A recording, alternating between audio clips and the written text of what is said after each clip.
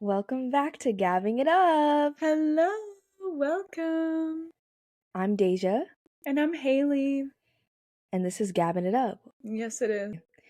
This week we're going to be talking about the culture shift with reading, but we have our weekly segments that we do first if you haven't listened to one of our episodes. So first we're going to get into our personal updates. Do you want me to go first? Yeah. Here's the thing, guys. We have breaking news. Before we sat down to film, I literally told Daijah, I'm in a trauma state. I have so much going on. I was just crying in my car. So we really just got a lot of things. Me in particular, I have a lot of things. I'm gonna let you take the wheel to start. Okay, well, I don't have that many things, so I did want to say that good news is I'm trying to look for a new therapist. Yeah.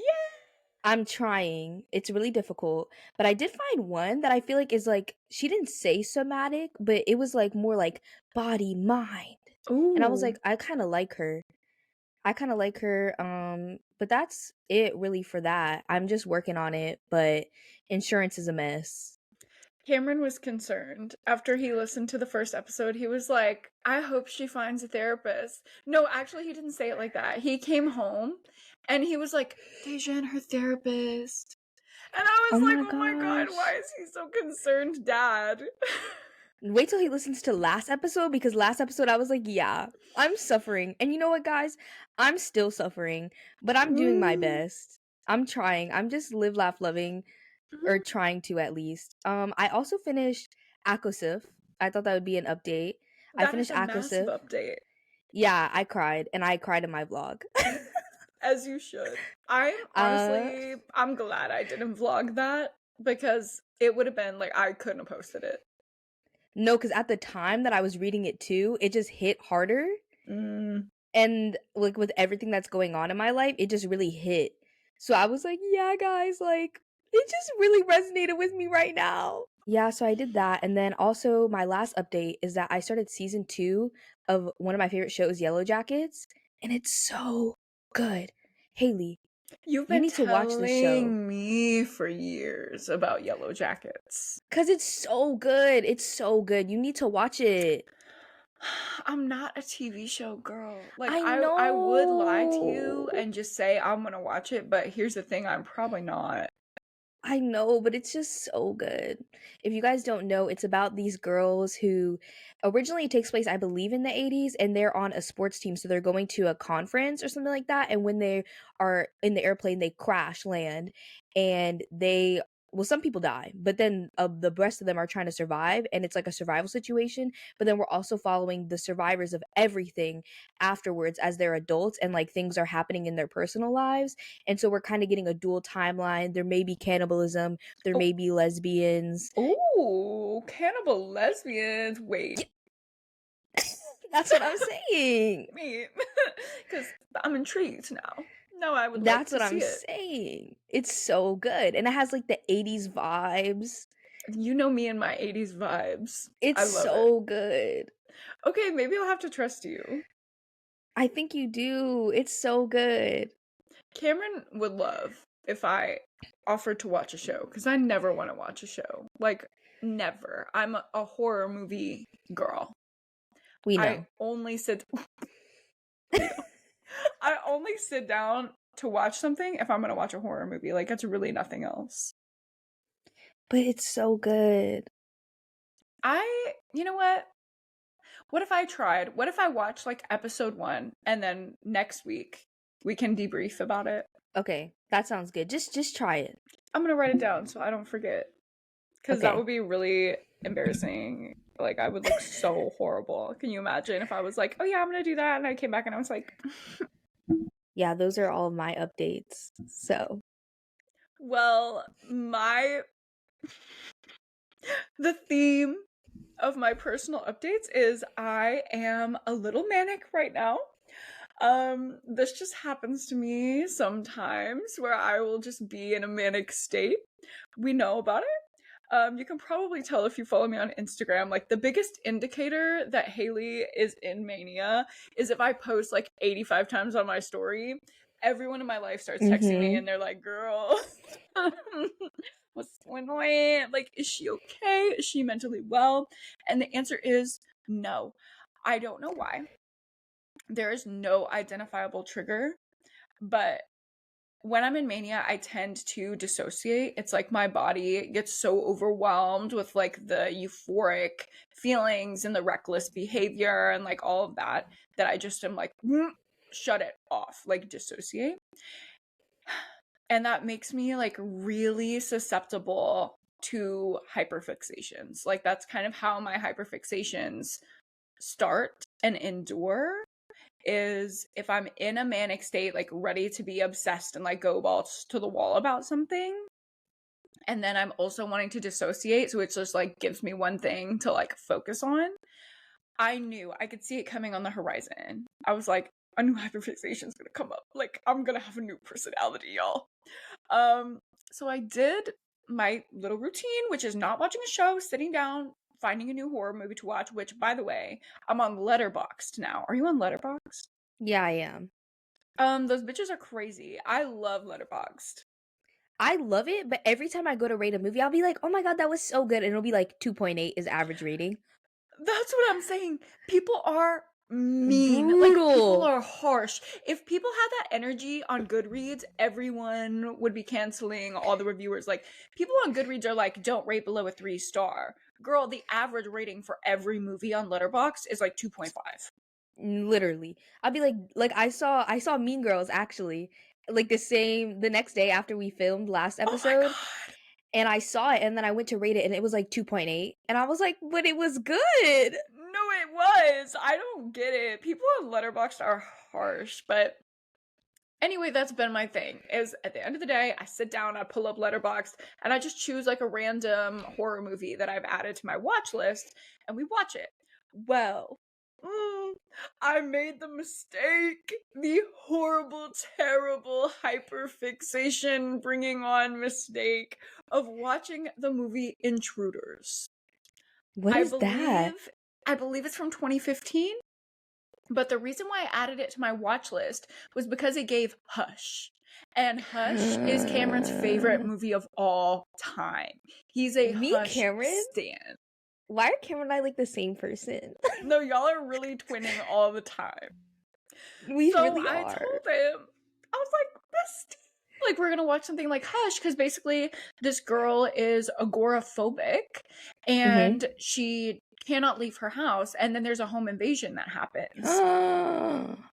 So she's just like That's hiding horrifying. around in different places in her house, trying to evade the intruders. And then the like tagline that made me really interested in it was like, but agoraphobia is not her only diagnosis. She has something else going on that these intruders are about to find out about. Yeah. So we watched it, and honestly, it was so iconic. It was not like giving good horror movie, but it was giving iconic. Like, you know, the Yeah. lines that just happen, and you're like, that was hilarious, that was iconic, this is new lore for our relationship. Like, we're gonna be saying this. Yeah. So I was also noticing like this one character. I was like feeling something. Like, you know, it's like when Kylo Ren took his mask off for the first time and everyone in the theater was like, or like the first time that Eddie turns around in Stranger Things and I'm like I had one of those moments with one of these characters in the Oh movie and I was no. like, oh god, here we go. Let me re-download TikTok. Like, let me go on AO3 again. Like, I could feel it coming. But I Uh-huh. thought, like, Hailey, you're crazy. Like, why are you doing this? Don't do it. Don't do it. Shut it down. Move away. So I was like, okay, we're not doing that. I'm fine. I am not going to hyperfixate or dissociate. I am a normal girl who likes things a normal amount. Well, then I went to go do my Letterboxd review after we watched the movie, and I was going to give it like 4 stars. I post my review with like all these iconic quotes. I look at the other reviews. Every bitch that has reviewed this movie talks about the man that I was feeling feelings for. And it's like, why was he so hot the whole movie? Like, why was he just whimpering submissive girlfriend energy the whole movie? Like, why is Rory Culkin my girlfriend? Like, and I was like, wait, I feel so validated Hyperfixation activate. So the girlies let me know that it was okay, and then I allowed myself to engage with this.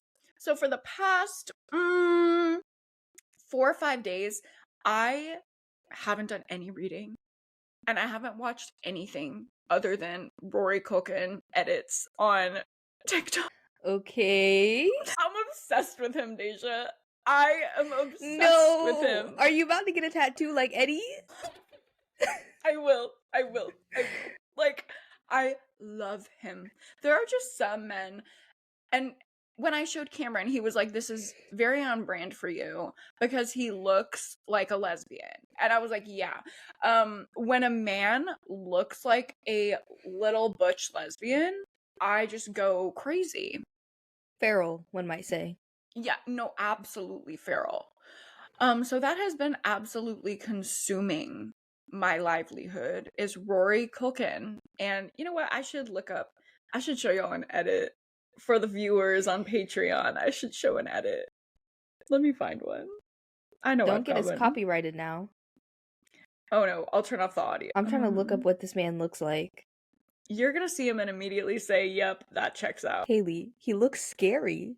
I know, that's what I like. I knew this was gonna be the reaction that I would get, but you know what? I'm living my truth. Okay, here it is. Okay. Oh my god, you can't fucking see it. Hold on. Let me turn up my brightness. Okay. This is from my close friend's story, by the way, which the girls who liked it are so real. Wait for it. When it starts flashing. Oh! In the crop top. I'm gonna kill myself. I'm concerned. No, I know. Everyone is. It's fine. So that's really my only personal update is like that's been my life. And I think I'm going to watch every single movie he's ever been in. I think I'm going to marry him and him and Cameron can be brother husbands. I think I love him. And he's 5'6", by the way. He's only 5'6"? Mm-hmm. He looks very tall and lanky to me. He looks like he'd be a tall, lanky man. But I have a track record. Like, me and Cameron were going back and looking at every man I've ever hyperfixated on, and they're all 5'6" or 5'7". That's a weird trend. I know, because I'm 5'7". I just want a submissive girlfriend boy. Like, is that too much to ask? I don't think so. I think you should get your brother husbands. I really want that for me. I want it for you as well. I truly do. Thank you for supporting this. I don't think Cameron wants that. Cameron's like, listening to this, I'm actually okay. No, he's gonna listen to this and text me like, brother husbands, you're crazy. Cameron, just think about it. Just consider it. Open up to the idea a little bit. I think you should be a little bit more open. The man is so open. Like, I would agree with you, except for he indulges my every whim. Well, maybe this is the one whim you don't get. I think I have to compromise my whims, unfortunately. It'd be like that. So, moving on to pop culture, we have a lot. I don't, but yes, you do. You do. No, you do. Because I've been intentionally not talking to you about something very specific that happened in pop culture, because I wanted to save it for the pod. Are you sure I know about it? Your man? Oh, are you talking about Drakey Foo? Yes! Yeah, I did have that written down. Drake's nude video got leaked, guys. Yeah. And you know what? It was massive! It was crazy! I've seen some things in my day, but I saw that and I was like, oh. No, yeah, I was shook. I was wondering, like, you know, famous women have perfect bodies because they can pay for that. Did Drakey Poo get some kind of enhancement? No, or maybe just the black side really came out. I don't know. Cause something's going on there. Something happened in the cosmic universe with him. I was shook. I was really shook when I saw that. I was like jaw dropped on the floor. Yeah, Cameron was shook. He saw? Yes, he's the one who told me about it. Yeah. I was gagged.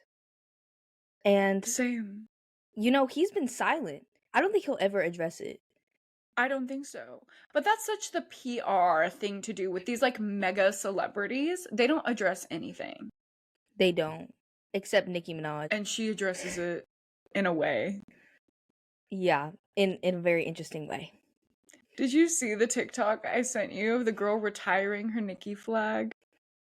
No. When did you send this to me? Like a couple days ago. I watched a TikTok. You know the Yeah. flag. Okay. There was a girl who had that Nicki flag, and you know the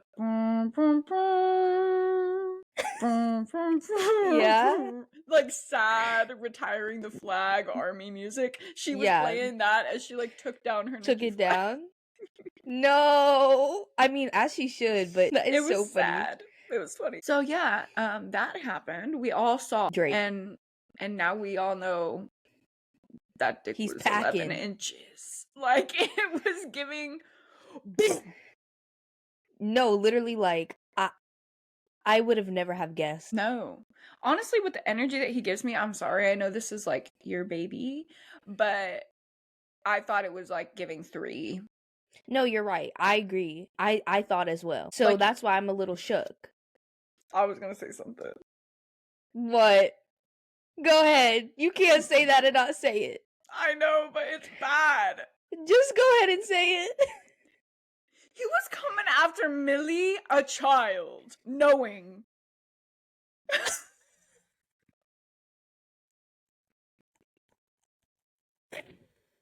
You're right. We're speechless. Truly, and that never happens because we're gabbing girls. We're gabbing girls and we're speechless. Drake is the what did it. He broke the camel's back. He gagged the gabbers.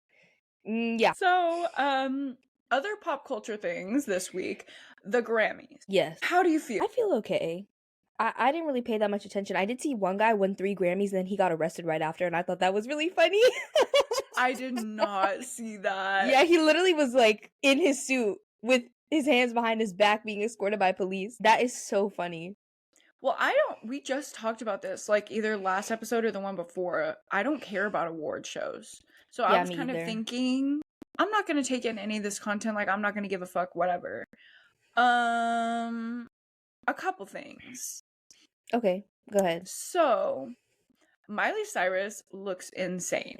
Something's not right there. Yeah, everyone's like, Miley slayed. And I'm like, I don't know if this is just me being a mental health professional and like reading into everything and trying to analyze, but like Miley looks unmedicated. That's what she looks. Yes, she does. And like the first thought that popped into my head is like, you know how Madonna looked to us? Where it was like, okay, yeah, she used to be iconic. She used to be that girl. She used to be young and doing her thing. But by the time that we came around and we're seeing her, it was like, it's giving has been. Yeah, I agree. The only thing that really shook me is that the fact that Miley Cyrus is her first Grammy, because she should have won a Grammy for Party in the USA. She should have, and I fucking hate the song Flowers. Yeah, I don't like it. I don't like it at all. It should be used for like when they torture information out of people. Not for torture.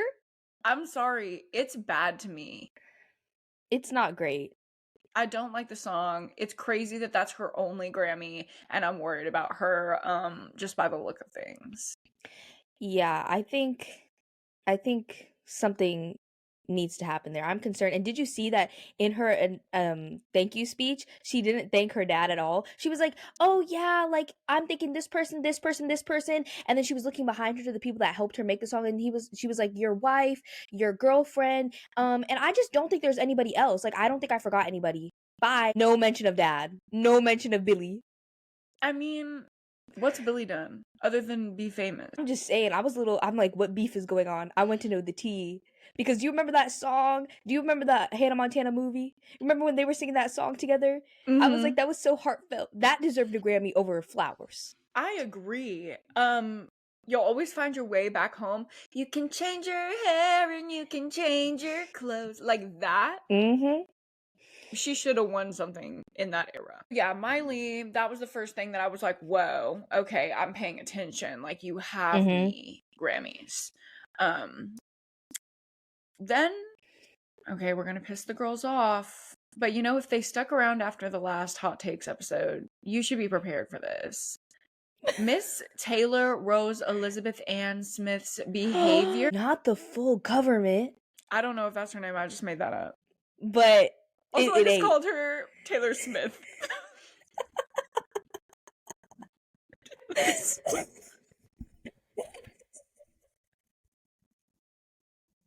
don't know where that came from. Taylor Smith. It's, you know what? It's because that's giving white feminism. Taylor Smith. Yeah. And she is that. Okay. Where do I start? I wasn't really paying attention to her. I tried my best to ignore her existence. Well, let me fill you in. So she won Album of the Year for Midnights, which even like self-proclaimed Swifties will say that that is one of her not the best albums. Yeah, the weakest album. And she beat Lana for Did You Know There's a Tunnel Under Ocean Boulevard, which is a literal masterpiece. It's a concept album. It is meaningful and amazing. Whatever. She's having her moment. Didn't she pull her on stage? Yeah. She forced Lana, and you can see the look on Lana's face is devastation, obviously. And she pulled her on stage to accept an award with her that Lana just lost. That's horrific. Tacky, classless, tone deaf, disgusting. Some people are defending this behavior, saying, well, Lana was featured. In what world has anyone ever pulled somebody up on stage to accept an award for an album that they've featured on one song? And the first time that the album was released, the fans said, wait, where even is this feature? And then you had to re-release a song that was literally the same song dash more Lana. Yeah. Oh, wow. I had no idea about that. Yeah. So there's just a weird history there. I felt so horrible for Lana. She's said openly in the media multiple times, like she's always destined to be the other woman. She's always destined to be overlooked. People do not understand her art. And I'm a Lana stan, so that was like sad and heartbreaking. But also I'm like, whatever, Taylor Ann, like do your thing. You're going to be tone deaf crazy, like whatever. Well, then she rebuffed and ignored Celine Dion. Oh, I saw that. I did see that. Celine Dion. The queen of all queens, who's also going through it. Like, how much longer will we have our treasure? I'm sorry. Celine Dion has more talent in her pinky finger than Taylor Swift has in her whole body. Yes. Yes. And then the situation with Boy Genius. What happened with Boy Genius? There was a like backdrop or something where Boy Genius, Taylor Swift, Jack Antonoff, and I think Lana, like they were all just taking photos and everyone's kind of milling around. Lucy from Boy Genius literally looked like she was about to wring Taylor's neck. Like, they all were ignoring her. She was trying to make these funny little jokes. She was trying to, I don't know what she was trying to do, but it was just giving like annoying gnat flying around that you can't get to shut the fuck up and go away. All of their faces are deadpan as she's like being silly. They're all just looking at her like, not deadpan. They didn't respond to anything she said. And then for like the picture, like their little cute group picture with their Grammys, she was like, wait, can I put my Grammy on your head? Don't you think it'd be funny? Because, like, I have two. If I just put one on your head. She didn't respond. No. She didn't say anything. Most people would, like, back off. She is so tone deaf and removed from reality and, like, how to be a person because she was launched into fame at the age of fucking 15. She does not know how to be respectful and sociable. And I'm sorry, this is the girl that y'all are putting up there on a pedestal?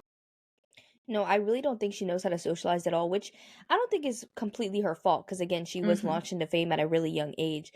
But I feel like you need to, like, pay attention to social cues. Something there is not, it's not clicking.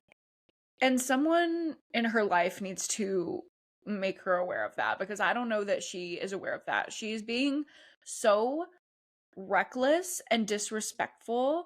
And I know that, like, it's like, okay, girl, you're having your moment. Congratulations. But that doesn't mean that instead of thanking the people that helped you with the album, you take your speech opportunity to promote your new one. That is Yeah. tacky, and that is giving VMAs. That is not giving Grammys. Yeah, I 100% agree because I know the girlies are freaking out about this new album. It's probably going to be bad just like Midnight's. Okay, here's the thing. When I think of a tortured poet, who's like the first person that comes to mind? Not Taylor Swift. Like Jim Morrison from The Doors, Kurt Cobain, like Lana Yeah. even. That's what I was going to say, Lana or something. Taylor is not giving tortured poet. The first thing I thought when I saw that album name was, ah, yes, the classic tortured group, A Little White Billionaire. Yeah. It's just giving disgusting to me. Like, if I was a billionaire, you would never catch me calling myself tortured, complaining about shit. First of all, I would not be taking a private jet to go 28 miles, which is something that Taylor Swift has done on multiple occasions. Oh, The emissions. the emissions of it all. But I definitely would not be out here pandering to my little middle class fans, calling myself a tortured poet. No, I definitely wouldn't do that because obviously people who are famous and have a lot of money, they have mental health issues too, but Right. they obviously are in a much more privileged position than the majority of society. So like calling yourself a tortured poet when people are literally working 3 jobs just to try and provide for their family is kind of tasteless. And that is the theme for me with Miss Tay Tay, is she's giving tasteless all the time. It's unaware, it's tone deaf. Yeah, I think it's really becoming problematic at this point because as you said it's really like it's tone deaf and it's going to create a whole bunch of other tone deaf little lackeys. I don't want to call y'all lackeys, but minions maybe? A gang?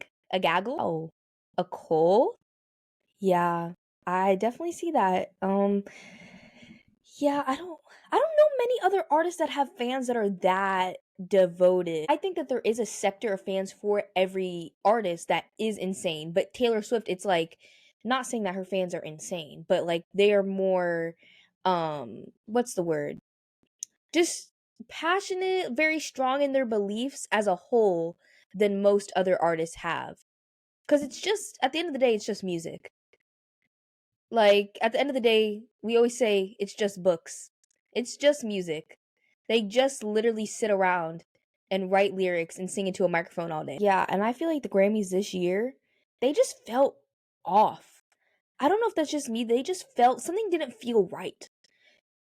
And I was like, I really can't place my finger on it, but the energy is just something's weird, something's strange. Yeah, and like a fact that a whole bunch of just rich people get together for a night and just like put on fancy clothes and just like give out arbitrary awards.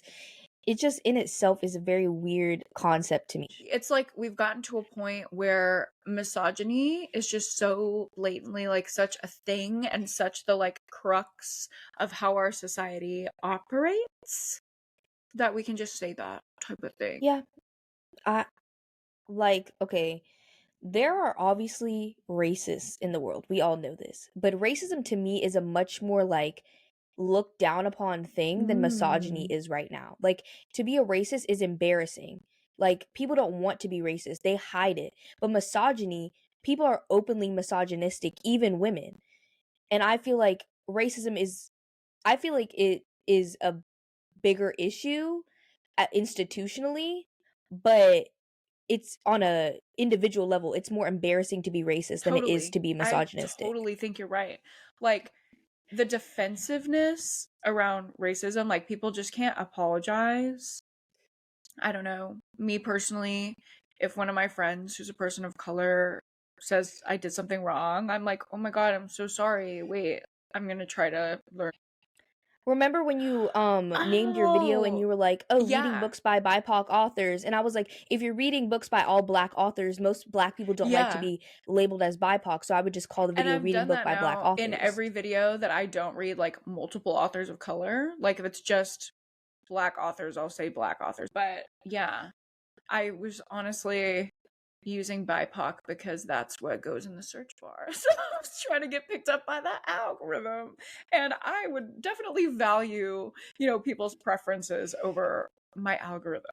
So, but yeah, there's a Yeah. lot of like defensiveness around that. Like, oh, no, no, no, no, no.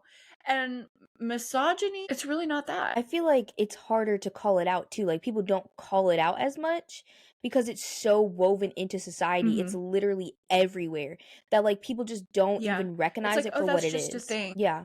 It's just a Yeah. thing that exists in our It's society, no. but it And shouldn't. it's almost become like accepted. I think a lot of women who deal with internalized misogyny have this idea that like I've just accepted my fate. I've just accepted that this is the way that the world is going to treat me and view me. And I think that's really sad. And that kind of leads us into our next pop culture update, which is literally breaking as we speak. Daijah does not know about this. So I we have no just idea. talked the week before last about some drama that was going down in the extreme horror community where the wolves got absolutely sicked on this female reviewer who gave McKay Watson's book, Broken Dolls, a 1-star rating. And, they attacked her and they shunned her, which was shitty. And we talked about all the implications of that in episode 2, which literally went up today. As we're doing the promo for this Yeah. episode, another fucking situation happened within the extreme horror community. So, Daijah, since you don't know about it, I will tell you and also the audience. This is so niche. I don't know if many of y'all will know, but there was a situation with an extreme horror / splatterpunk reviewer named Jay Reeds. So Jay had a pretty big following. He was one of those reviewers that like every author sends him the arc. So like the club that he's in. You know what I mean? Like the discords that he's in, the group messages that he's in. He's kikiing with Yeah. McKay and Erin Beauregard and all those fucking people. So Jay was also one of the people that during the whole situation with Matt Shaw was saying in comments in Facebook groups about me that I would be taken a lot more serious if I didn't have cleavage while I was talking about the things that I was calling out in my video. Which is crazy to say that and then follow it up with I'm not a misogynist and we don't have a misogyny problem. Mm-hmm. Yeah.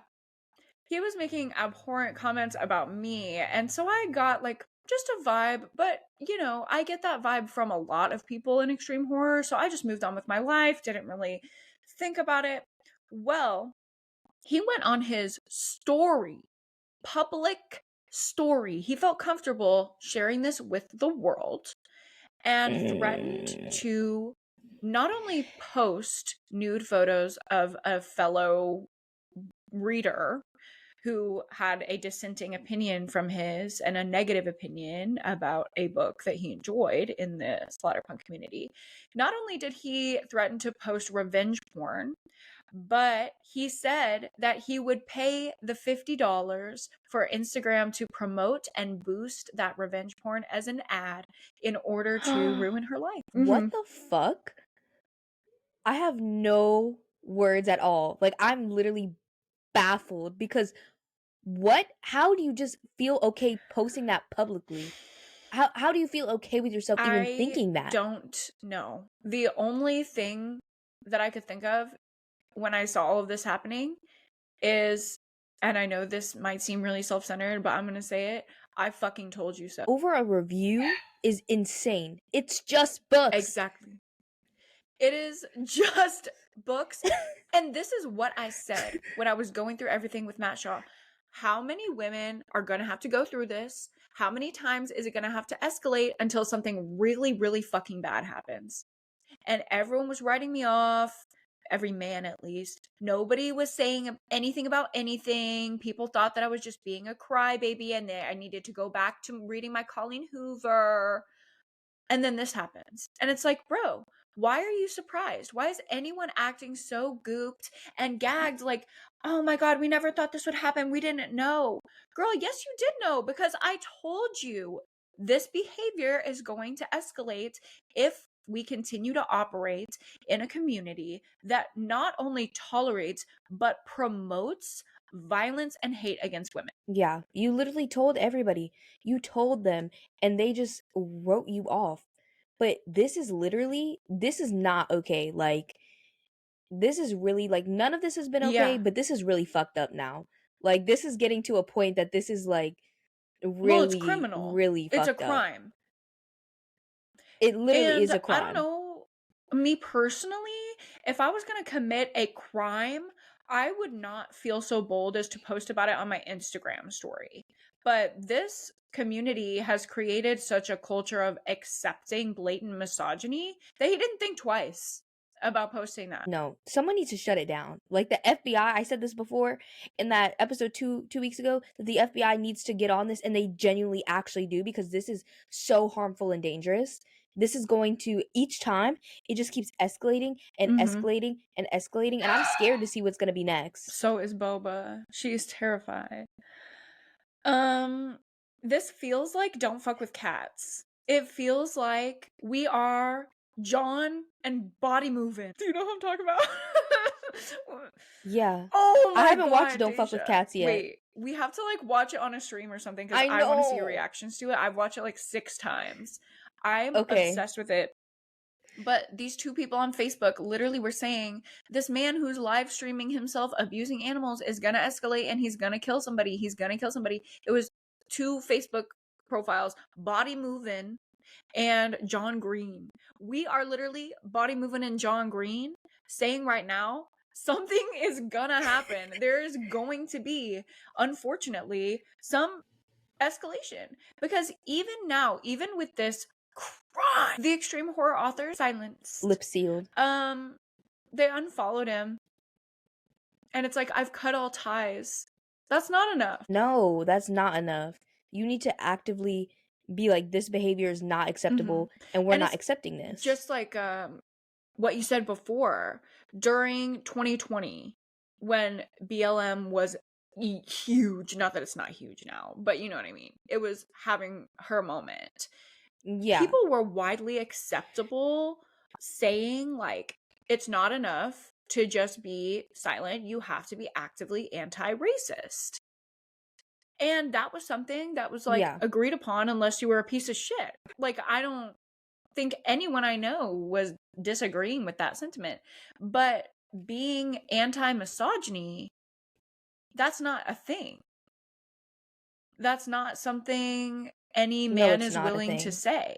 Aaron Beauregard, massive extreme horror author, one of the only extreme horror authors that is in Barnes & Noble, traditionally published, pops off on TikTok, all of this shit. So he has a lot of influence. He posted a video immediately, and I know it's because he got major backlash by not denouncing Matt Shaw immediately a few months ago. So he got on that shit immediately, and his apology video literally made me cry in my car. I literally sat in my car listening to this man, and I was so filled with rage. I wasn't like, oh, boo-hoo. Like, I was so filled with rage, I could do nothing but sit there and cry because I felt so fucking hopeless. Like, we can literally have crimes committed against us, and these men don't understand. Within his addressing of the issue, he referred to it as drama. And he said that he doesn't like to talk about these things on his page because his page is for positivity and he doesn't like to give any attention to negative things. So, You mean right. criminal behavior? It's the level of toxic positivity that's like going to a delusional place. Like, be real. No one's asking you to be negative, but you need to have some level of realism where you're giving space to victims of crimes or threatened crimes and misogyny to validate their experiences and actively name what's happening in the community to let your readers know that is not acceptable. And there's a zero tolerance policy. And something that oh my gosh, I don't remember her name, but one of the book talkers who's been creating a lot of content and just like kind of like following the story and people's reactions, she was saying, and I think she's right, that nobody wants to name it as misogyny. People just want to look at a situation by situation basis as like a, I don't condone Matt Shaw's actions, I don't condone Jay Reid's actions, because if they say it what it is and say I don't condone misogyny, they've lost half of their target demographic. Yeah, they really have, because half of their demographic doesn't even believe misogyny still exists, and they perpetuate it every single day. This is Oh, crazy. no, you're totally right. Like, the money is more than doing what's right to them, because they know it would be a bad Because reaction if they actually spoke up. but I also think it's because Oh, that no, they they don't don't. care. No, it's not just the money. Like, they're misogynist themselves, so they Yeah, just don't I care. agree. And this is something that we said in that episode. It was so eerie to me listening to like the episode that we released today and the promotion that went along with it. And then hearing the things that, like, especially what Aaron Beauregard said in his apology, was like, we fucking said it. We've been saying it. And that was the other thing that like really annoyed me, is he was like, how was I supposed to know? And another actually like female extreme horror reviewer said like, how are people supposed to know? Like, give authors grace. They don't know. They're not on their phones. They don't know about the news. They don't know to immediately unfollow them, blah, blah, blah, blah. Okay. So let's say they don't know about what's happening on this day. That doesn't mean that they are not aware of the misogyny problem. I made them very aware of it. I'm pretty sure every single human being in the extreme horror community knows that I am like persona non grata. I'm still getting referenced in their little Facebook groups. Like, everyone knows what happened to me. If they know about that, then they know about the misogyny problem. Yeah, they do. And they just, as I said, they Mm-hmm. simply don't care. And the only reason that they're saying anything at all, like, oh, I don't really want to talk about this, but I'm just going to put out a little statement, is because then they don't want to lose Yep. the other half of their Yep. demographic that actually does care. They're trying to play in the middle so that they Yeah. don't lose anybody. But at some point, your And true it's colors are all going to for show. PR, which I think is disgusting. Like, I'd rather honestly have the silence than the fakeness. That's what made me so mad and like filled with Yeah, rage. Like, that's how I feel. Like, I saw this video of this woman, and she was calling a whole bunch of black people the N-word, and they interviewed her afterwards, and they were like, "You know that's racist, right?" oh And she yeah. was like, "Yeah, that's why I said it." I'd rather have that than people be like, "Oh, yeah, like, I didn't know. Like, that was just like," I'd rather you just be upfront and be like, "Yeah, I'm racist," than pretend not to be Because when you it's actually are. insidious to like, It's fake mm-hmm. because you know it's wrong. You know it's wrong. That is why you are pretending to be something that you're not. You know it's wrong. So why are you sticking with it? And I it's don't like, just understand. name it. Like, that girl is a racist, but she's real. To say, I'm a racist, like, No, okay. literally. What are you gonna say to that? Like, Like, okay, real. like, you suck. I don't want to hang Nothing. out with you, but period. Like, you said it. Like, at Yeah. least you know who you are. But how are you going to be misogynistic and not even call And yourself it's that? all of the like hiding away in little hidey holes. That's what I'm saying. They do it underground Yeah. because they know it's wrong. So that's the extreme horror corner. I don't see this problem going away. I really don't. And I just feel No. horrible for every new victim. Like, we need to make a support group or something. I Truly. Make your will. own little Facebook group. Victims of splatterpunk authors and reviewers. And the You exodus should. is happening. Like, they must be feeling the effects, because, well, I know that I get a ton of DMs, like daily DMs, about either a woman apologizing for supporting extreme horror authors, or, which I don't expect an apology. Like, I'm not the poster child. I mean, I kind of am, but I don't really want to be. But it's either someone apologizing or it's someone saying like, hey, watching your video really like woke me up, and I realized the treatment that I was facing in this community. So they're already losing female readers by the dozen, at least that I'm hearing about. Mhm.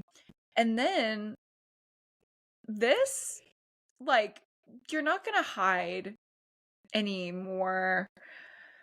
But I fear, even if all the women leave, like you said, they don't care. They're just going to keep doing their thing, and this is just going to keep escalating. Yeah, I think after this, like, I'm Mhm. officially like I'm done. Same. Like there's no more like extreme horror. Like I don't care who it's from. Like Same. I'm not reading it. I can't engage with it anymore. And I've been looking at their numbers. Like, one thing about me is I love to be the FBI. I love to look at statistics. I love to look at information. I'm a, the girls in like ancient times, we were gatherers. I'm a gatherer of knowledge in this digital age. And I have gathered some Uh-huh. Amazon statistics, because you can see that if authors choose to post that and make it public. And you can look at the amount of reviews that books have on Amazon. And when I was promoting extreme horror books on my channel of 25,000 people listening to me, which I'm not sure anyone else who reads extreme horror has a following like that, at least not on YouTube, they were really getting sales. And now that I don't talk about them, those same authors, the new releases are giving 19 reviews, and every single one says thank you for the art. Not thank you for the free Yeah. book. So I Not fear, ooh. They yeah, can't their even get people business to is buy it. hurting.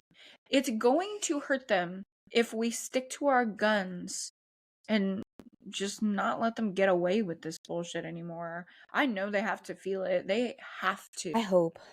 I hope that it all crumbles. I hope that Facebook group, like, okay, Facebook just lets this go on. Like, I'm sorry, like, I feel like the platform shouldn't be allowing this kind of It's behavior. crazy, bro. It is crazy. I just actually screenshotted something from that Facebook group. Hold on, let me see if I can find it. Oh, yeah, here it is. Here it is. When you look at your daily sales and only see 10 orders, dot, dot, dot, then you look an hour later and you see 9, you know that there was a curious individual innocently craving to learn more about this splatterpunk fiction genre. Then it hit them in the face and the groin and the gut, and they limped away, traumatized and all the wiser. Somewhere in the ether of the cyber realm, a used splatterpunk ebook floats around without an owner, smiling to itself. Why are you enjoying not selling books? Like, why are you writing about that as if it's a flex? Like, someone returned your book and got their fucking money back, which is money out of your pocket, because your book was bad, and you're writing about it as if you're like, it's a flex? Remember how you said the Grammys feels like Black Mirror? I'm starting to feel like all of this, the entire world is just starting to feel like Oh Black my god, Mirror. yeah. Nothing is right anymore.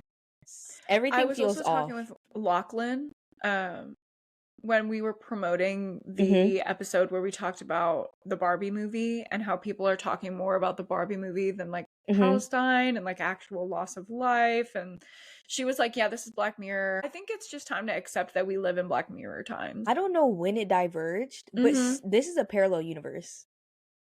This is not No. our And the main only thing course. that's getting me by is Rory Culkin. You know what? If it's Rory Culkin that does that for you, I'm really Thanks. happy. Squish Oh, of the week yes. time? Fuck, I have to go get my squish. I left her in the other room. 3, 2, 1, go.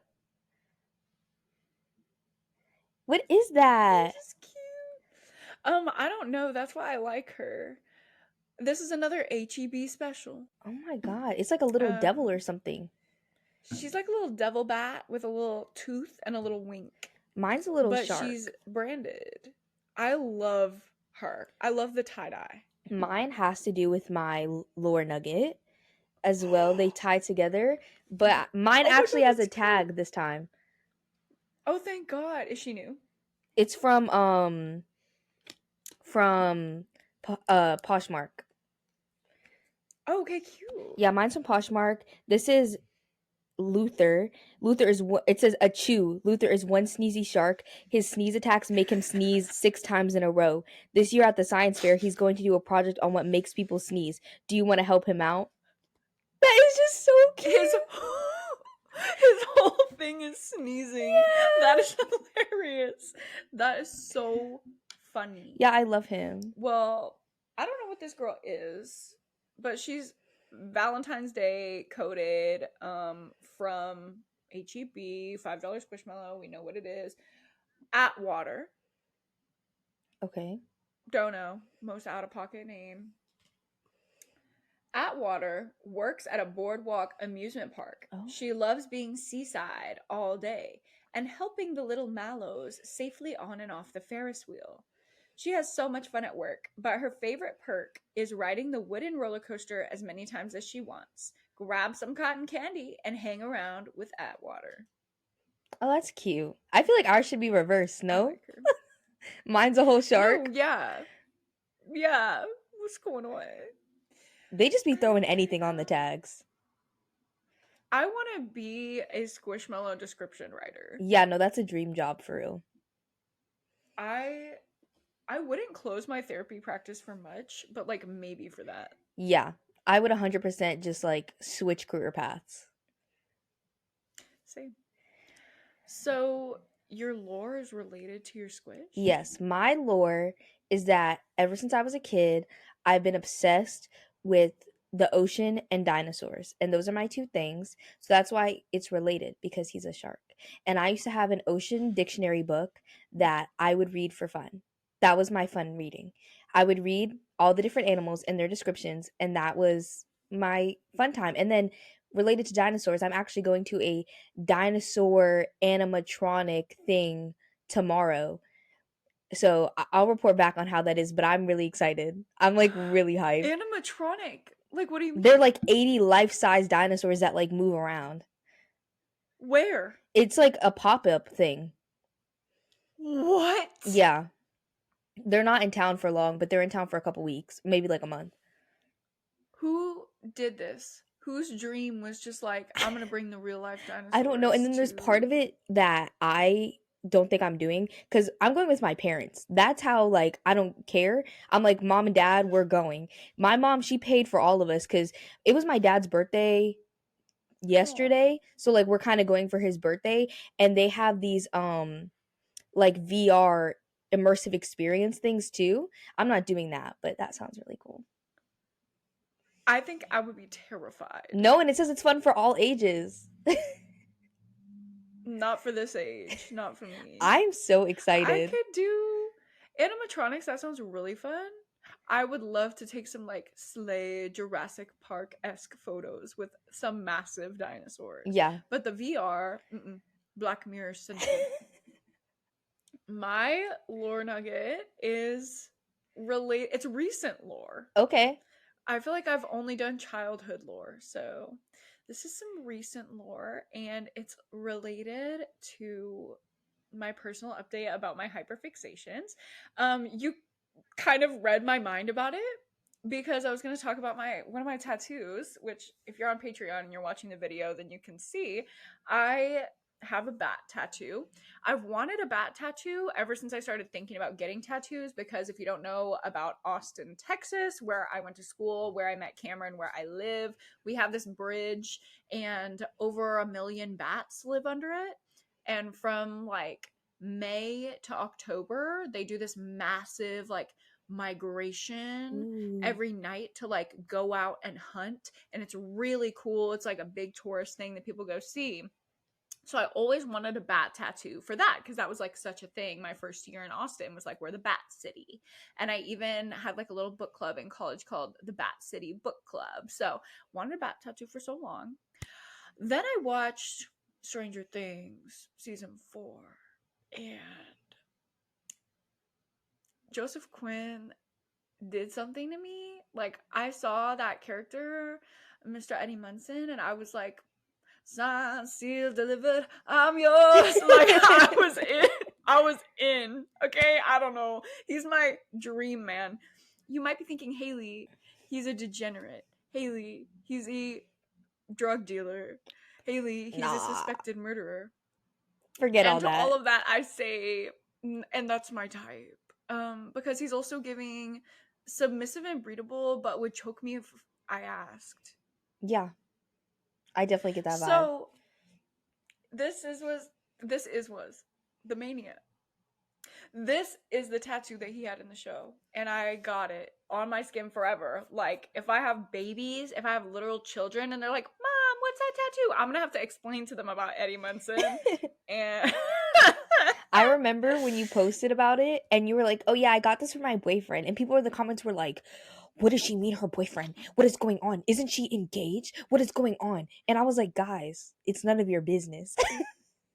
no, literally, Daijah had to enter my comment section and fight my hate comments for me because so many people were so upset that I referred to a fictional character as my boyfriend. They were like insulted on behalf of Cameron, and I'm like, no, like Cameron was there. Like when I got it, he was literally there, and I was saying like, "Oh my god, my tribute to my boyfriend," and like it's on like my, what do you call this part of your body? Forearm? It's on the like back of my forearm, and then on my other back of my forearm, I have a tattoo for Cameron. So I literally have like my bays right here. You have that little space right Wonderful there. too. It's time for that. What's that? The guy, the new guy. Rory Yeah, Culkin. get a little one for him right there. What type of tattoo should I get for Rory I don't know Culkin? about Rory Culkin. I don't know about him. He whimpers. That's like his thing. Is he unintentionally creates whimper audios on TikTok because he's just really whimpery and like whiny in his acting style. So you know about the whimper audios. Yes, I do know about the whimper audios. Yeah, people will make them with just like scenes of his acting because he's so whiny baby girl. I don't know what tattoo you can get related to that. I don't know either, but I'm gonna come up with something because I love him. And yeah, that's my lore nugget. Is I will have an Eddie Munson tattoo forever, and I don't regret it. And anyone who says that I should regret it is fucking idiot. So, No, I don't think you should regret it. People don't know anything. oh, and here's like more relevant lore. So, the Stranger Things book series. Oh, Do I you know saw about you that? reading this. Mm-hmm. Yeah, nobody reads them. I'm pretty sure they're for children. But I saw a book with Eddie Munson on the cover in Barnes and Noble. It's called Flight of Icarus, and it's about like the prequel, like what happened before season 4 with him and his story. I see it across the aisle, and I just have tears like coming up. And Cameron was like, "Babe, don't like get it together. Come on now." And I was like, "I can't. It's happening. Like I'm gonna cry." So I cried in Barnes and Noble. Not the first time I've cried in Barnes and Noble. Yeah, I think we all have that experience. I Yeah. cried in the library for the first time this week, so that was me. We were just doing a lot of crying. In your school library? Yeah, Over. just random life stuff for 30 minutes though. Mm-hmm. 30 Mm-hmm. minutes, and I I've know been the there. people near me heard me like, Not the whimpering. They're gonna take that no, audio. no. No, that was me in my car listening to Aaron Beauregard, but it was more like like Seething. I was seething with tears just No, streaming. yeah, I get angry tears too. I'm like that type of girl. And it's honestly so validating to be a therapist and to hear like a lot of other women's experiences because like every woman ever, like every girl that I've seen in my practice says like, "Oh my god, I always cry when I'm angry or when I'm frustrated and I feel like it takes away from my credibility and I'm so embarrassed." And now I tell every girl that says that, like everyone has that experience. Every other girl that I've Hmm. seen, me, all my friends, like we are allowed to cry. Yeah, we are. Like when I was a kid, I would always angry cry when I would get frustrated with my parents, and they're like, "We can't hear you. Stop crying." Like, and I'm like, "Guys, I'm really emotional right now." My dad did that to me over Christmas break. Not to put my dad on blast, but I literally 25-year-old woman. Something happened that was like very understandable that I was crying about it. And so I just start crying and I'm like normal talking, but like there's just tears falling down my face. And he's like, you don't need to be crying right now. And I was like, I'm allowed to cry. I don't care what you say. I'm allowed to cry. And he's like, I don't know. It just feels like you don't need to. And I'm like, well, guess what? If my body's crying, then I need to cry. And I'm allowed. Period. No pad. Yep. Period. No pad. Yeah. You've never heard Is that? this new? No, No, this is no. old. I've never heard. I'm pretty sure I said it like an episode or two ago and you just didn't notice. And I was like, I don't think I did because I would have paused. yeah, period, no pad. All right. Maybe a tampon Deepika? though. Oh. I'm sick. You know what I've been doing actually? I've been doing the period panty. Oh, my roommate is a period panty girl. I'm like a menstrual cup girl. See, I can't do that. Even with That the is nails. terrifying. That like made me sick just now. I'm thinking about it. sorry. I just can't. Mm-mm. I'm not a cavern explorer. Like I'm not trying. I've seen The Descent, okay, and I'm not trying to go back there. Like It's I don't want to be fine. going to caverns with blood dripping on the walls. Like I am good with my little thong that I don't even see the blood. It just goes in there and then it goes straight in the washer. Honestly, I think I need to invest in some of those. They're really good. The Thinks ones are Yeah. really good. They're getting free promo. Sponsor us. Thanks. Reach out. Okay. So now we're gonna actually get into the meat of the The episode. meat and I feel like we say that potatoes. every time. The meat and potatoes. This is our last segment. We're gonna have a recurring meat and potatoes. It goes personal update, pop culture update, squish of the week, lore nuggets, Meat and potatoes. So now we're in it. Do you want to tell them what the meat and potatoes is? Yes, today? we're talking about the culture shift around reading and just like the reading experience and how it's changed. And personally for me, I have been a part of like the online reader community since I was 11 years old back in like 2013. So that was literally over a decade ago. So I've seen the reading community for a decade and just how it's changed and all the different ways. It's very interesting. And I've been in the community for half that time. Like 2019 was when I got into BookTube. And even then, like just in the last 5 years, the shift is Crazy. crazy.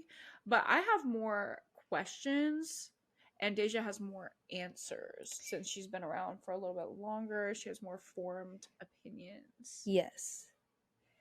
So I'll just get into a few of my questions and we'll see. Where it takes us. Yeah. Actually, I do have a take, like a hard stance. Okay. Reading is more popular than ever right now. I agree. And that is undeniably good. I agree. I think that Like, even the bad, even the negatives that we're going to talk about probably in this conversation, despite all of that, I want y'all all to remember it's good. At the end of the day, girls are reading. and they're getting happiness. Yes. We love happiness. Mm-hmm. I don't feel that way all the time, but like, yeah, I love that for other people. No, yeah. I love that people are getting joy out of reading that otherwise wouldn't be readers. Yes. But the issue that I see, that the biggest shift is the reader girl aesthetic. Yes, the aestheticization. That's what I've been naming it. Yeah. How would you describe the reader girl aesthetic? I don't know how to describe it, but it's just like these girls that are cute and quirky, and they're usually white and skinny, and they just like read their little romance and fantasy books, and they don't really think too deeply about them, but they also like love to annotate and just do all these cutesy little things and just drink their little drink with it, which is like fine, but like that's the aesthetic. Hmm. It doesn't really leave room for nuanced, thoughtful. Discussions. Exactly. Which is kind of what we talked about when we talked about the lifestyle girlies, which we've done in a couple episodes previous to now. Um, so my thought on that is like it's more about the curated image of reading Mm-hmm. than the actual words on the page without actually putting much thought into the literature. Are we actually internalizing what we're reading? Are we reading with a critical lens? And follow up, does that matter? Is that necessary? Or am I just being too woke and having too high expectations of people that just want to have fun reading? What if it's just for fun? I think, okay, going back to the lifestyle girlies, honestly, they're some of the most critical girlies out there. They barely give out five Oh. stars, but they don't really like say why they don't give out five stars. They're just like, I'm really harsh. And like, I wish that they just Oh. expanded upon it more. They just don't really give out five stars that much. But where I feel like the issue comes in mostly is that people are all reading the same books. Like, I feel like it's really not just about people all reading the same books because that's fine, but also the fact that people, I feel like, are reading books and enjoying them, but they're not really enjoying them because they actually enjoy the work. They're enjoying them because everybody else likes them. And it's more of like a mental Mm-hmm. thing than it is like an actual, like, them truly just enjoying the work. Like if we had no internet at all, like back in the day, and we were all reading the same books, we'd probably give them vastly different ratings than we do now because we're not influenced by anybody else. And about your second question where you're talking about does it really matter? Honestly, yes and no. Like I think that there's a time Mm-hmm. and place to have fun with reading, but also like a time to be critical of like actual issues within the books itself. So I think it just depends Yes. on the situation in the book and like how you're feeling. Totally. I actually have an example for that like came up for me while I was just like writing about this topic. Mm, for me personally, like this is my stance. While reading is escapist, like it did start that way for me, especially as a kid. Like I got into reading because I wanted to escape my life and like go into a fun little land. I do think as an adult, it is worthwhile to pause and question what you're reading and how it impacts you.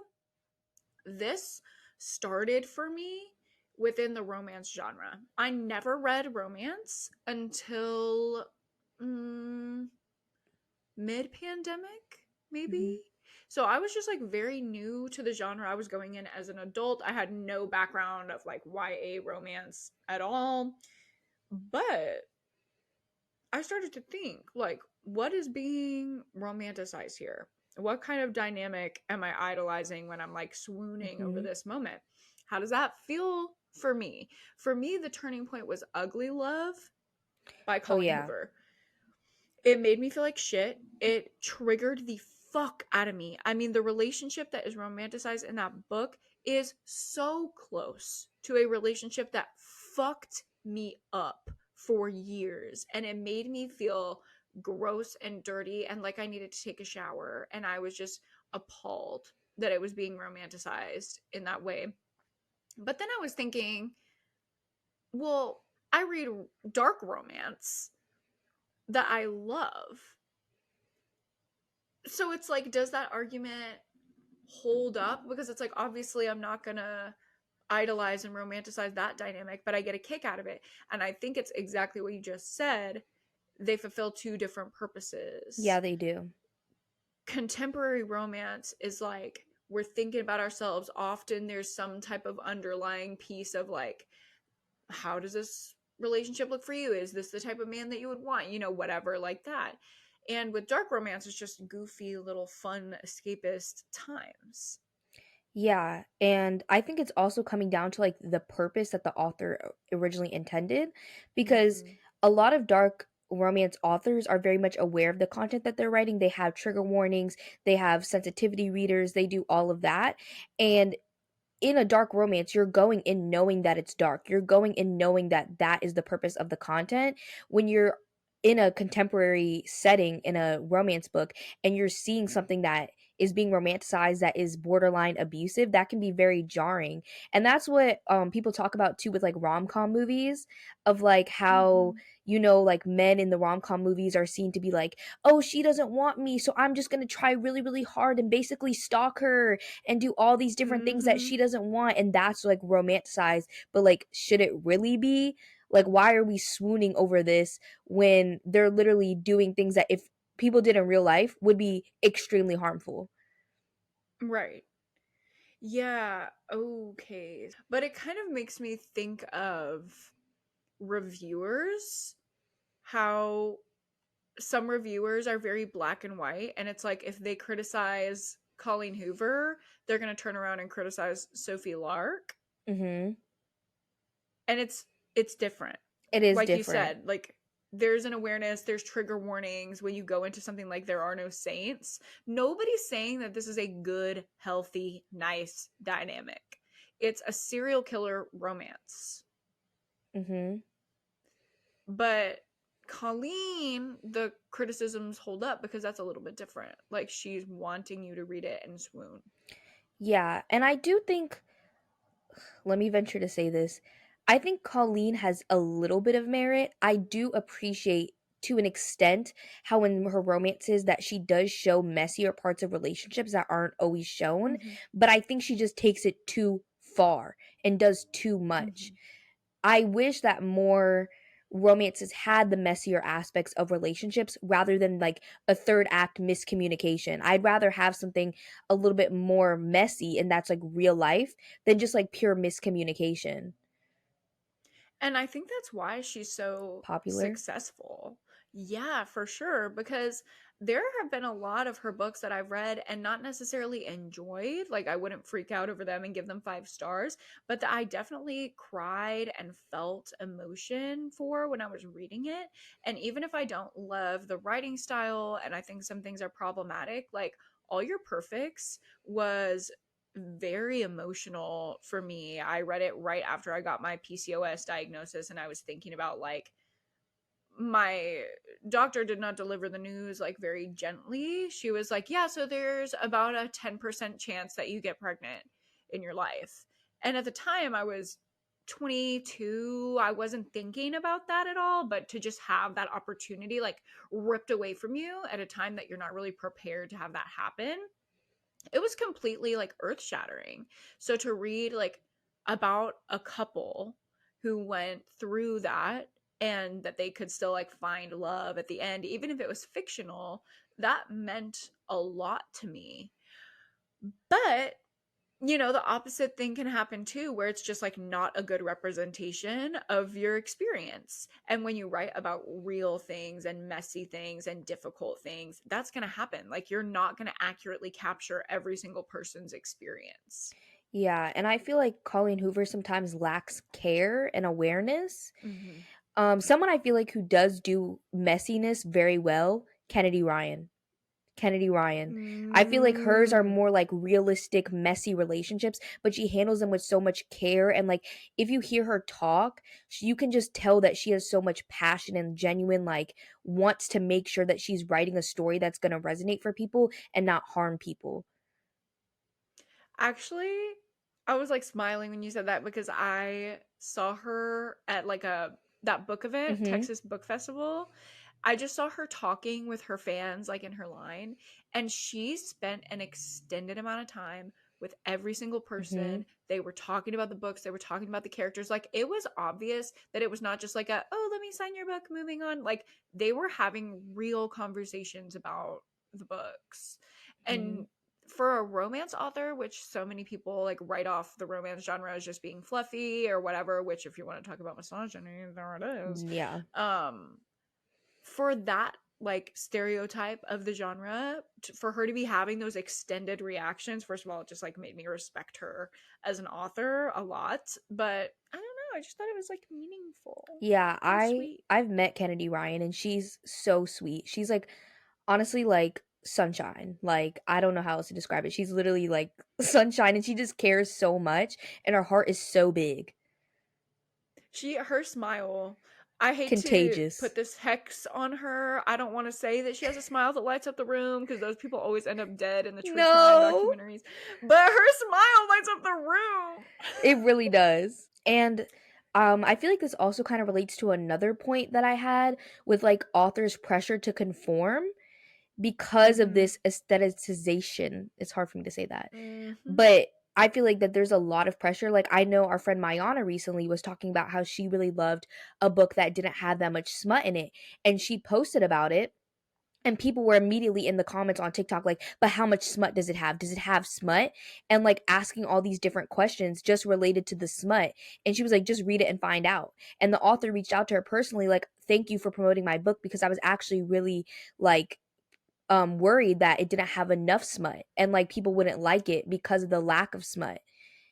So I feel like there's definitely been a pressure to conform to like this more smutty type of romance in some regards, but then also just like Oh to yeah. the trends in general in the book publishing, when I feel like that's not really like the point. Like we're supposed to all have different books that we all love, not just the same thing copy and paste over and over and over and over again, aka Miss Allie The Hazelwood. tropiness. Oh my god. And I hate everything that I've read from her since the one. What's the The one? Love Hypothesis. The Love Hypothesis. Okay, I ate that up, which I'm also a Raylo girl, so it Mm-hmm. kind of makes sense. But everything since then has just been like knockoff vibes. I haven't even read them. I just know. I mean, I read the Love Honestly, the first one's Hypothesis. good. Yeah, Okay, yeah. I like the Love Hypothesis. But everything else, mm-mm. Those novellas, barf. So bad. Yeah, I feel like there's so much pressure for authors to just conform because of this aesthetic. Everybody's just trying to make the next aesthetic book. What can be used for that? That, I feel like, is the fucking curse of the dark academia thing in like horror and thrillers, and even a little bit in romance, but like everything for a year or two was Dark academia. dark academia this, dark academia that. And now it's like light academia. Like, girl, y'all don't want to sit around and do your homework, but all you want to read is dark academia. Make it make sense. They really don't want to do the homework. Mm-mm. Y'all don't want to be dark academia. Y'all want to observe. Yeah. So this tropiness just like goes off. And it doesn't even matter if the writing is good. It doesn't matter if the story sounds good. Like, I see this a lot in like booktube videos, especially like TBRs, when people don't know what happens in the book, which you don't have to know what a No, book is yeah. about to be interested in it. But all the descriptions are enemies to lovers, grumpy sunshine, dark academia, such and such setting. And it's like, you're just saying tropes, like Yeah. what People, goes on in the book. it's literally like a checklist. People are literally just Mm-hmm. checking off different tropes. How many tropes can I fit in the book to appeal to as many people as possible? Yeah. And honestly, that's kind of why my niche recommendation videos do so well on YouTube, because people find a trope that they like and they just want to read everything with that trope. Mm-hmm. They're trying to And I get don't that think same that's a feeling. bad thing. Yes, exactly. They're trying to replicate the feeling when they read the first one that they really liked, which I understand. But also, like, what are we missing out on? That could be outside of our general wheelhouse. Yes, especially when the same kind of wheelhouse gets recommended by every like aesthetic lifestyle girly. If they're just blindly recommending one type of thing, what happens to queer authors, authors of color, people who are just doing different things other than that one thing that they blindly recommend? And then how does that impact representation in books? Like, are y'all just going to pick up from the same people who do the same tropes, and then we're going to have to rely on them for representation instead of own voices? Actually, this kind of relates because let me find it. Actually, um, someone posted. Her name is also Hailey. Actually, she's Oh, coming out with a sapphic vampire romance called the Ravenous Fate, and it's set in like 19 or like Harlem. I think it has 1920s vibes, but it's literally sapphic vampires, and I'm so excited for it. But she posted on her story this post. I can't find it anymore because it went away after 24 hours, but it was like from some mm-hmm. like book box or like some like book club company or something like that, and they were like asking our readers which books were like worth the hype and which ones weren't, and every single one that was not worth the hype was by a BIPOC author. Every single one. And all of the books that were worth the hype were by white authors. Every one. Like, That's I'm not kidding. crazy. And she posted that and she was like, I'm seeing a really weird trend here. And I was like, I'm shook.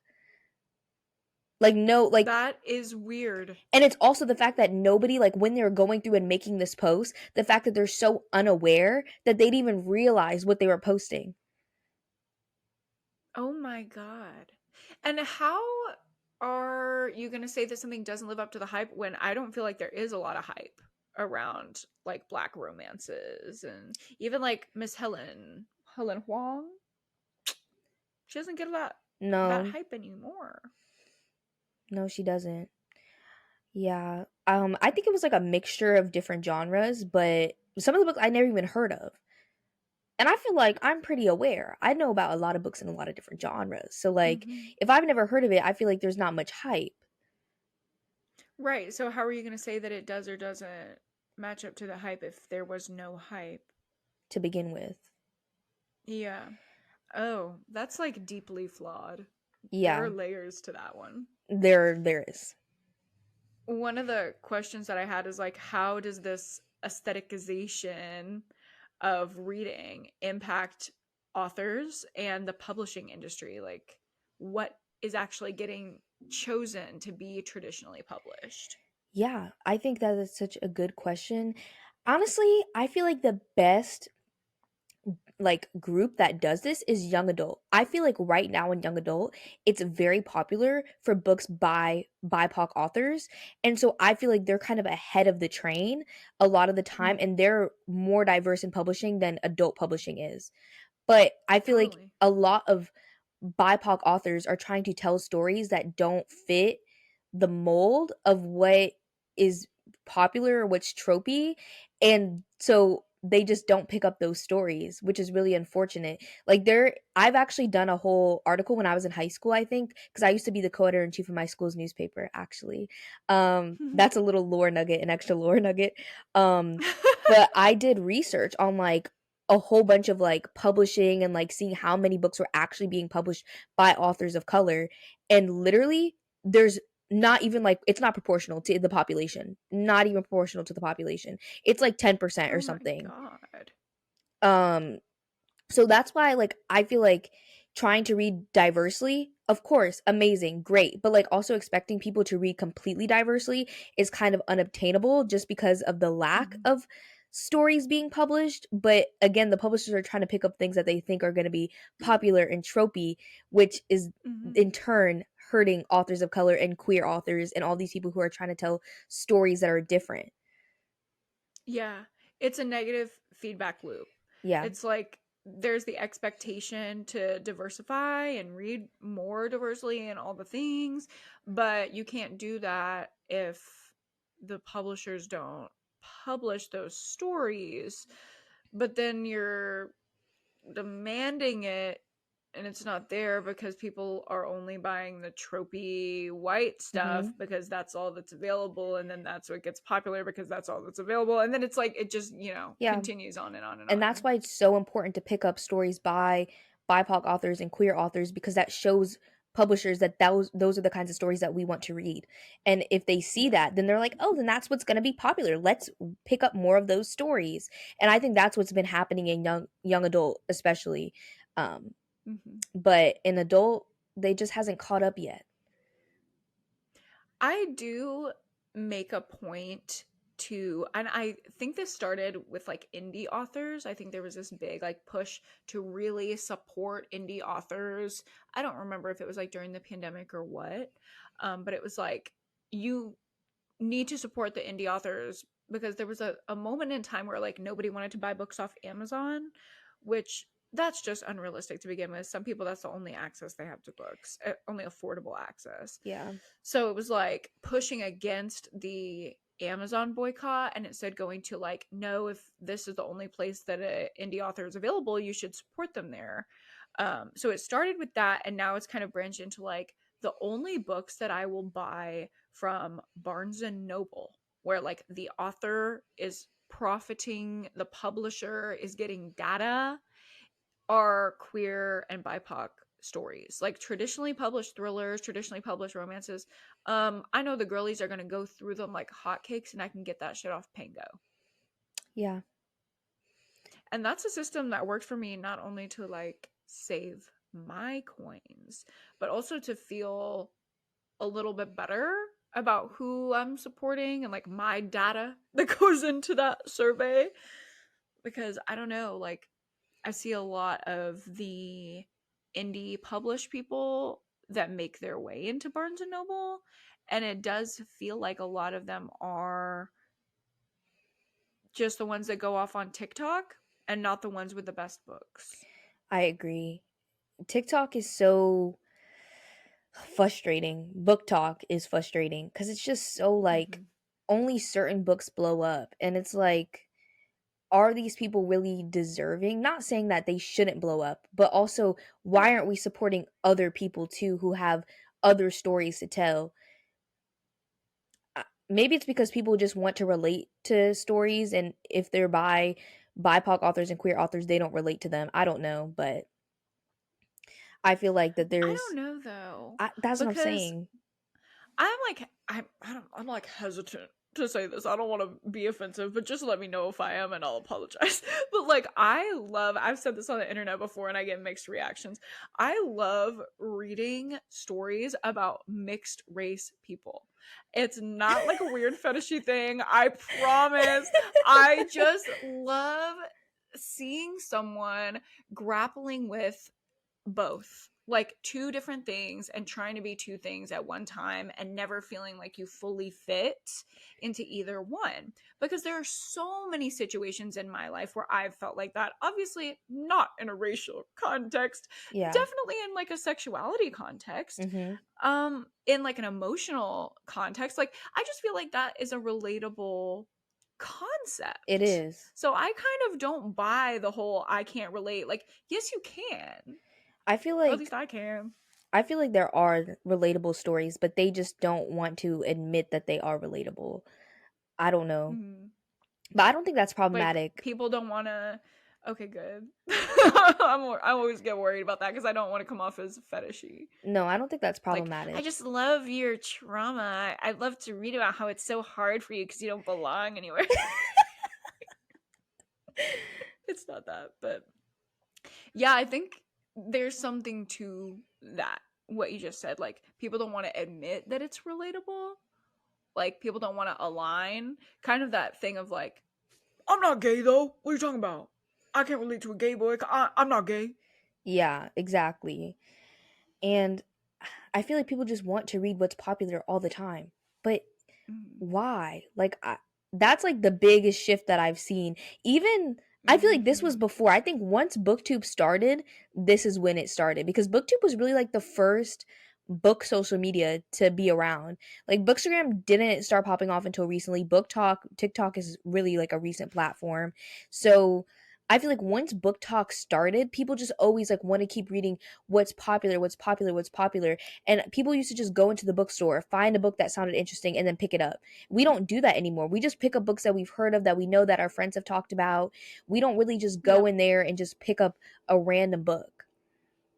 And as somebody who looks at numbers and like is a creator, I mean, that shows. Like, I will post a thriller vlog of stuff that I just thought was interesting. Like, I have a little membership to my local indie bookstore, and I will always just like buy a couple books every month to use my membership and support them. And I always get just like unknown shit. They have a really good thriller selection. Sunday Bookshop and First Light Books. If you're an Austin girly, those are the ones I go to. Don't stalk me, but they're really good. They have really good thriller sections. When I post a thriller vlog with those thrillers, it gets probably half the views as if I post reading the new Mary Kubica, the new Megan Miranda, and the new Robin Harding. And this is another shift in reading is like that. Like people are so involved now. Like almost everybody has book social media. If you're reading, you're Oh on book yeah. social media. And I feel like there's like Oh a yeah. validation seeking culture where people just want the numbers. So they're just going to read what's popular to get those numbers. Yeah. Like every girl Oh is yeah. reading Miss Emily Henry Mhm. because Emily Henry's popular. But like what about lesser known indie published black authors? Nobody's really reading those. And the people that I know that do read those and prioritize those, their channels barely pop off. Yeah. Like Miss Hia Booktubes. I love Heather. Her name's Heather. HEA Booktubes. That's her channel. She literally I love a prioritizes girl. reading diversely all the time. She reads only really romance, but her channel is such a diverse place. Like I love her channel so much, and her channel does not have enough subscribers. I'm gonna subscribe to her. She has such good romance recs. Oh, she's so cute. And I think also it has to do with like covers, especially in romance. Again, people want Oh the yeah. aesthetic covers. And like I get it. Like Mhm. I want a cutie little book too, but some amazing romance books, they have not the best looking covers. And that's just the truth. But I don't think we should just like put off a whole book, like write it off just because the cover isn't cute. Mm, I'm a little guilty Hailey. of that. I will be so real. I mean, I'm guilty of the things that I'm saying. Like, when I go into a bookstore, I'm looking for books that I know. Like, I'm looking for books that I've heard of, Mhm. books that I want to read. I'm not looking for books that are unknown that I've never heard of, which I should do more. But I just unfortunately don't do that. I mean, honestly, I don't really go book shopping that much because college student life. But when I do, I'm looking for books that I've heard of. And I feel like I should be prioritizing more looking for books that are lesser known that people haven't heard of. I mean, I like that. I like when I go into a bookstore like the ones that I mentioned and I'm like, "Ooh, stuff I haven't heard, all my friends' takes on it already. Like, what Mhm. can I think about this book? I can actually it's like when a TikTok has the comments turned off and you're like, "Oh, I can actually form my own opinion about it instead of just like going with the comments." Mhm. That's how I feel when I see a book that I don't see a lot of people talk about. So I like reading that, but for the numbers of it all, like if I want to use my AdSense check to pay my rent, it's really not going to work. And that's just so unfortunate. It's so It unfortunate. is. My last little question here is like thinking about the other side of it. So the authors that do benefit from this hype, like Colleen Hoover, like Sarah J. Maas, they have gained a massive cult following who are maybe just casual readers, not like, people that can compare their work to a bunch of other stuff. So they just think that this work is the best work because it's the only thing that they've read. And then they can't see nuance and they kind of go like Taylor Swift cult mode Mhm. and they just like fight for them. What impact does that have, giving all the power to these few hyped authors? It's capitalism. Literally, that's it. It's capitalism Mm-hmm. come to life. Honestly, this is not like a take that I've had forever. I hate capitalism. I think it's trash because there's always going to be people at the bottom. There's Yeah. no way like I don't think people really understand like because I study sociology, which literally is capitalism. I when I explain it to my friends, they don't understand that for capitalism to function, that people have to be at the bottom. There's no other way. We can't all just be on an even playing field with capitalism. It doesn't work. It doesn't exist. So that is literally what's happening within the book community. It happens everywhere in every single like different facet of life. there's always going to be people at the bottom and people at the top. And that is what we're giving them. We're giving them the power, and we're feeding into capitalism every single time we hype up these popular authors. And I'm not saying that's a bad thing, but at the same time, I feel like there should be more thought around who you're actually Mm-hmm. supporting and reflecting on that. Mm-hmm. Yeah, I feel like when we talked about the House of Flame and Shadow Hmm. release, like we still talked about it, we still joined in, but there was a nuanced conversation. Yeah. And I think that's the difference that I don't hear a lot of people having that. No, I don't. It's so black and white. Either you hate her or you love her. And even hating her, that's giving her more power. That Mm-hmm. or bad publicity is still publicity at the end of the day. Right. Yeah. Do you have any other takes on the culture No, shift? I feel like I talked about everything that I had written down. Me too. I asked all my questions. I knew that was going to happen. I knew all that your takes would perfectly answer all of my questions.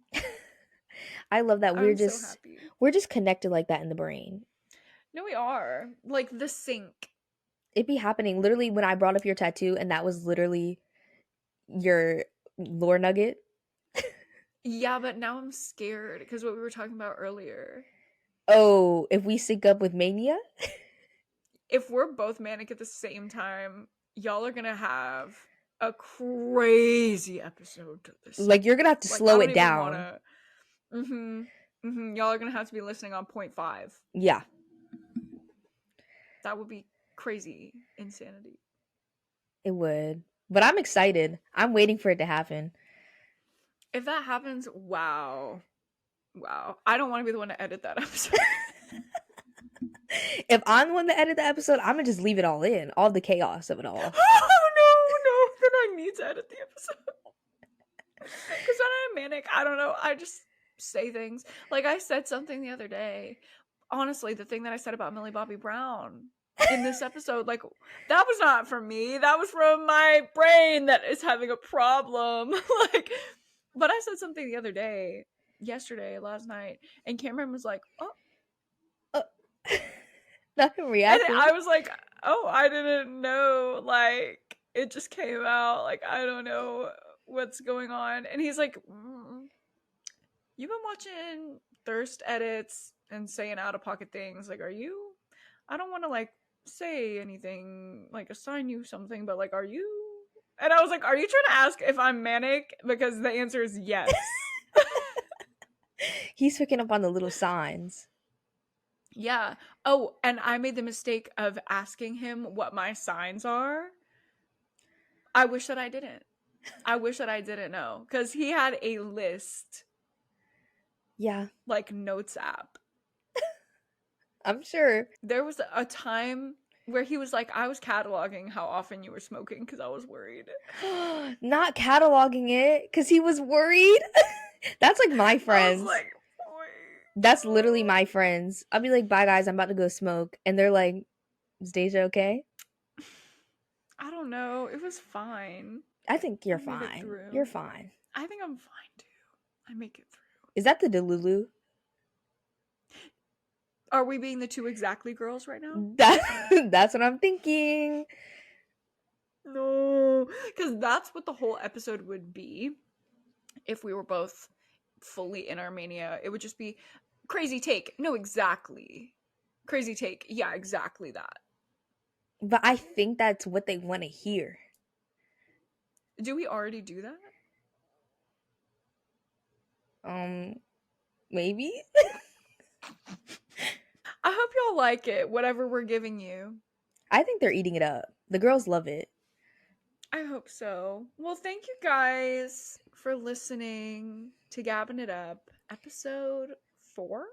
Yes. We forgot to do our outro last time. I know. I noticed that actually. After we hung up the call, I was like, weren't we supposed to say something? Thanks for the gab. Don't be drab. See you next week. See you next time.